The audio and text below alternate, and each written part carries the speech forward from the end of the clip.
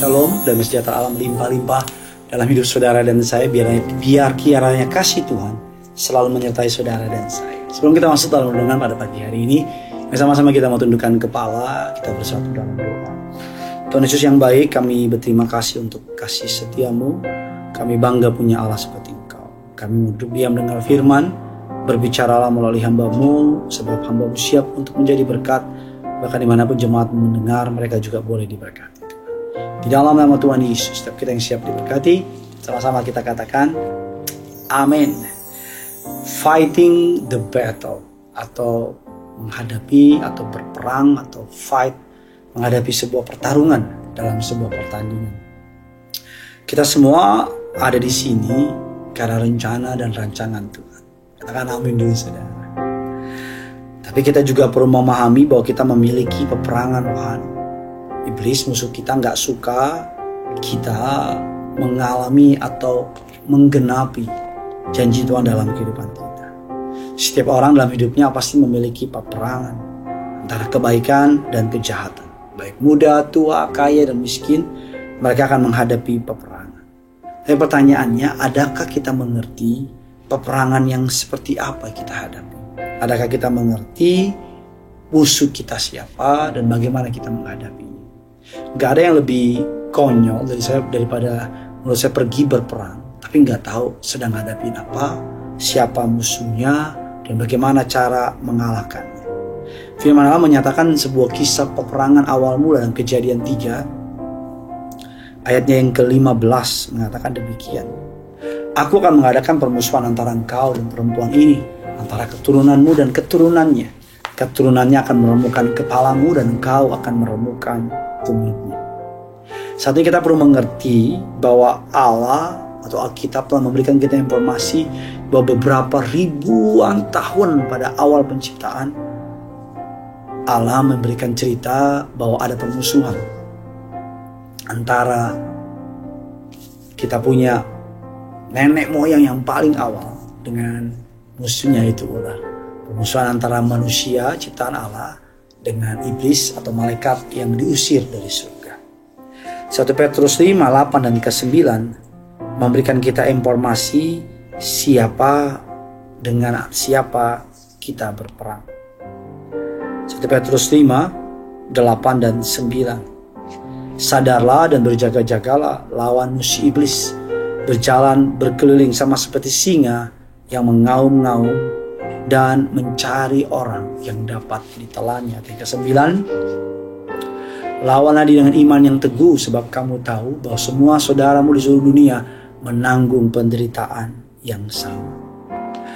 Pertanyaan pertama, dengan siapa kita berperang? Adalah lawan kita si iblis. Kita perlu tahu siapa musuh kita, karena jangan sampai nanti kita malah musuhin saudara kita musuhin keluarga kita musuhin sahabat kita. Karena kita perlu tahu bahwa musuh kita iblis, dan dia memakai manusia yang percaya kepadanya, yang ikut sama dia untuk memusuhi kita. Saya percaya benci musuhnya, benci dosanya, tapi jangan benci orang. Benci perbuatannya, lawan perbuatannya, tapi kasihi orangnya. Karena iblis ingin kita saling membenci, ingin kita saling menghancurkan. Yang kedua, setelah kita dengan siapa kita berperang, yang kedua yang perlu kita tahu, apa yang kita lawan, atau siapa atau apa yang sedang kita lawan. Roma 7 ayat yang ke-18 dan 19. Dikatakan ada dosa kedagingan yang sering menyebabkan kita jatuh dalam dosa. Kita jangan terlalu enjoy. Banyak orang sekarang sedang bergumul dengan yang namanya addiction. Addiction apapun, baik pornografi, addiction yang namanya kebencian, free sex, atau apapun addiction. Roma 7, 8 dan 19 mengatakan demikian. Sebab aku tahu, Roma 7, 18, 19, sebab aku tahu bahwa di dalam diriku, dalam aku, yaitu dalam aku sebagai manusia, tidak ada sesuatu yang baik. Sebab kehendak memang ada dalam aku, tapi bukan hal berbuat apa yang baik. Sebab bukan apa yang aku kehendaki, kata Alkitab, yaitu yang baik yang aku perbuat, melainkan apa yang tidak aku kehendaki, yaitu yang jahat yang aku perbuat. Ada sebuah addiction yang iblis taruh ada sebuah addiction tentang lifestyle, addiction tentang pujian, apapun itu ditaruh untuk menghancurkan kita. Yang sedang kita lawan adalah perbuatan-perbuatan yang iblis membuat kita mengalami ketergantungan, dosa kedagingan, dan hal-hal yang menghancurkan kita. Lalu berikutnya, dalam bentuk apa? Tuhan bukan saja rindu kita menjadi pemenang, tapi Alkitab mengatakan kita lebih daripada pemenang. Tuhan punya rencana yang besar supaya kita bangkit dan jadi pemenang. Oleh karena itu kita harus memiliki mentalitas sebagai seorang pemenang. Firman Allah mengatakan dalam 1 Samuel 17 ayatnya yang ke-14, 15, Daudlah yang bungsu, jadi ketiga anak yang besar-besar itu pergi mengikuti Saul. 15, tetapi Daud selalu pulang daripada Saul untuk mengembalakan domba ayahnya di Betlehem. Kita lompat ayat yang ke-17. Isai berkata kepada Daud, anaknya, ambillah untuk anak-anakmu benih gandum ini seeva dan roti yang 10 ini. Bawalah cepat-cepat ke perkemahan kepada kakak-kakak. Bagaimana supaya kita bisa memiliki kehidupan yang menang atau mentalitas pemenang? Alkitab katakan memiliki hati yang tunduk pada Tuhan. Jikalau kita dipercayakan sesuatu, jikalau Tuhan mempercayakan sesuatu kepada kita, maka kita harus tunduk kepada firman-Nya dan melakukannya dengan baik. Yakobus 4 ayat 6 dan 8. Tetapi kasih karunia yang dianugerahkannya kepada kita lebih besar daripada itu. Karena itu ia katakan Allah menentang orang-orang yang congkak, tapi mengasihani orang-orang yang rendah hati. Karena itu tunduklah kepada Allah, lawanlah iblis, maka ia akan lari daripadamu. Mendekatlah kepada Allah dan ia akan mendekat kepadamu. Tahirkanlah tanganmu, hai orang-orang yang berdosa, dan sucikan hatimu, hai orang-orang yang mendua hati. Jangan berpikir kita yang paling benar, jangan berpikir kita yang paling tahu. Tapi dari ayat ini kita tahu bahwa kita saling merendahkan diri kita. Kita menundukkan diri kita kepada Tuhan, menahirkan dari segala perbuatan kita. Oleh karena itu, untuk bisa mengerti, untuk bisa taat, kita harus mengerti. Karena ketika kita belajar untuk taat, maka pengertian akan Tuhan berikan. Biasanya Tuhan mau kita taat dulu, baru di belakang akan muncul yang namanya pengertian. Obedience, maka understanding akan muncul belakang. Orang yang memiliki mental pemenang adalah orang yang belajar mau taat atau mau tunduk kepada Tuhan. Fighting the battle. Kita tahu dari siapa musuh kita, siapa lawan kita, kita mau belajar tunduk sama Tuhan. Kekuatan kita gak seberapa, tapi kekuatan Tuhan luar biasa. Firman Allah mengatakan dalam 1 Samuel 17 ayat yang keempat, lalu tampillah keluar seorang pendekar dari tentara orang Filistin, namanya Goliat dari Gat, tingginya 6 hasta sejengkal. Kita lihat ayatnya yang ke-9 mengatakan demikian. Goliat berkata demikian, jika ia dapat berperang melawan aku dan mengalahkan aku, maka kamu akan menjadi hambamu.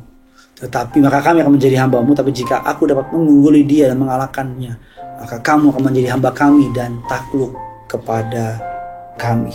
Ayat yang ke-10 terakhir, pula kata orang Filistin itu, aku menantang hari ini barisan Israel, berikanlah kepadaku seorang supaya kami berperang melawan seorang.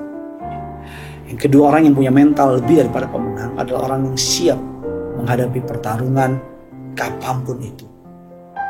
Daud always ready. Daud gak pernah mundur dalam setiap peperangan.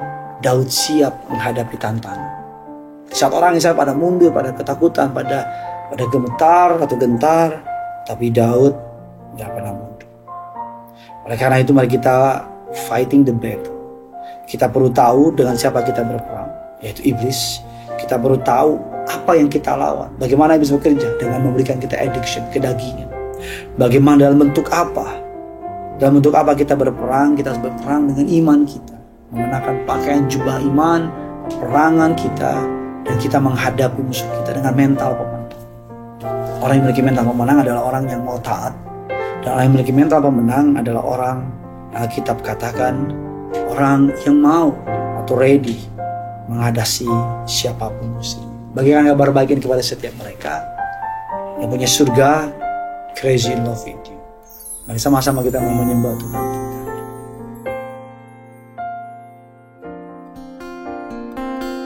Ku tak akan menyerah pada apapun juga, sebelum ku coba semua yang ku bisa, tetapi ku berserah kepada kehendak-Mu. Hatiku percaya Tuhan punya rencana. Ku tak akan menyerah pada apapun juga, semua yang ku bisa, tetapi ku berserah kepada kehendak-Mu. Hatiku percaya Tuhan punya rencana. Ku tak akan menyerah, ku tak akan menyerah pada apapun juga, semua yang ku bisa, tetapi ku berserah kepada kehendak-Mu.